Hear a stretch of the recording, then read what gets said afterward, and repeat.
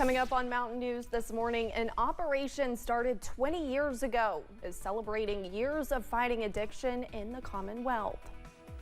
And Kentucky's school systems are still struggling to find bus drivers for the upcoming school year. Dedicated to Eastern and Southern Kentucky, this is WYMT Mountain News this morning.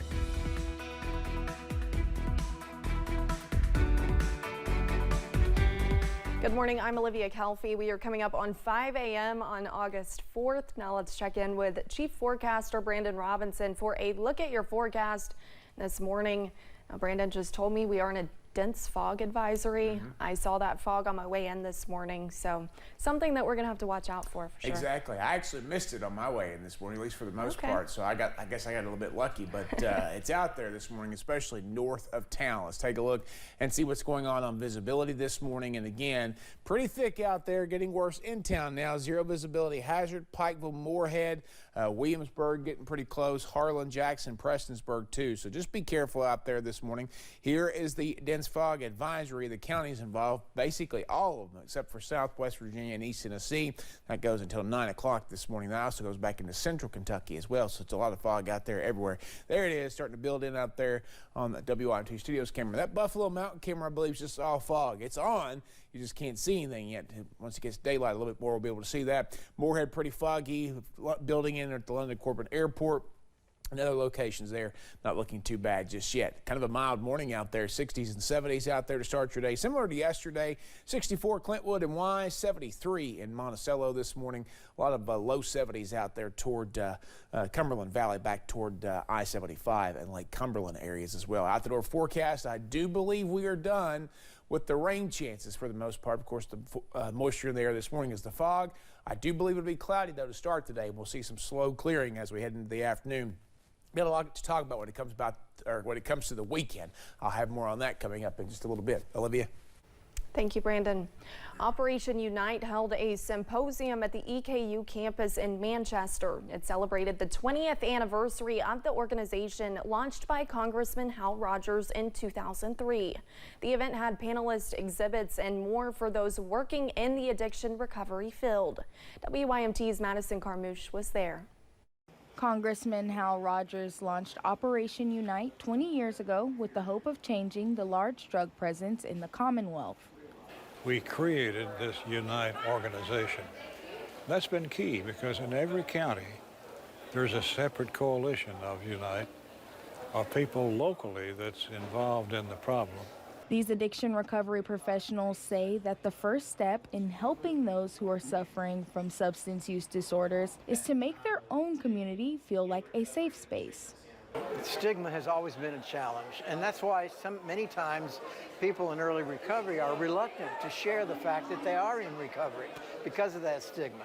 And so we need to put an all-out effort on how to eliminate those words that really don't define that person. Judge Dan Mosley says people who are in recovery do not need our judgment, but they need our help. We need to eliminate some words from our vocabulary like pillhead and junkie and meth head, that type of thing, because that sets people back in their treatment process. They're all children of God. We're all children of God, and these people are sick and they need our help. The words we use when talking about addiction recovery are important because that is how we change the stigma. Our vocabulary, it informs how we think. And when we talk negatively about those that are suffering from addiction, we can't help but then think negatively about them. In Clay County, Madison Carmouche, WYMT Mountain News.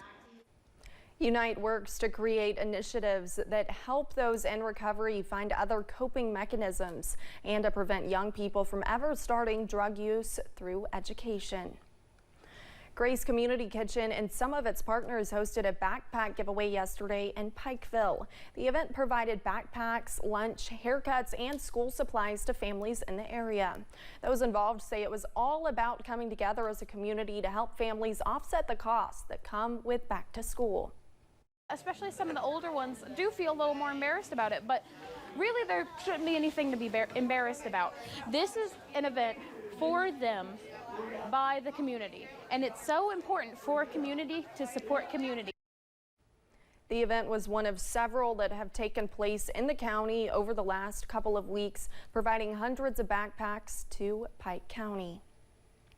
Some school districts in Kentucky are still struggling to find bus drivers. In Pulaski County, students return to the classroom in just 1 week. While the district says bus routes are covered, they tell WYMT's Phil Pendleton they don't have enough alternate bus drivers to keep routes going when drivers call in sick.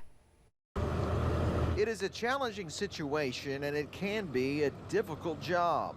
They're driving a big yellow bus that's too big for some roads that they're on. They have their back turned to 30 or 40 kids, and they have a large responsibility. But Patrick Richardson says they have a dedicated staff up to that challenge. But in recent years, thanks to COVID, the number of qualified bus drivers is dwindling. And post-pandemic, we're having a hard time getting folks to fill those positions. Some Pulaski County school bus drivers start their day very early in the mornings, and then they also drive in the afternoons for those routes taking the kids home. So that leaves the middle part of the day to do other things. Lynn Blanton holds down office work in between shuttling kids. She's driven a school bus for almost 27 years. Well, you stay connected. I think it kind of makes you stay young because you're around the kids. You kind of know what the kids' interests are. Tim Woods directs the fleet, but before that, he drove a bus for 18 years. School leaders say often drivers are the first contact with kids in the morning and the last one each day. Or maybe some of them confided in me and, with problems or concerns they had, maybe another child picking on them or something that was going on at home. We're kind of the first people they see in the morning, so if you've got a smile for them and a good morning, you can see a lot of them light up. That's an interaction leaders hope more people will want to have. In Pulaski County, Phil Pendleton, WYMT Mountain News.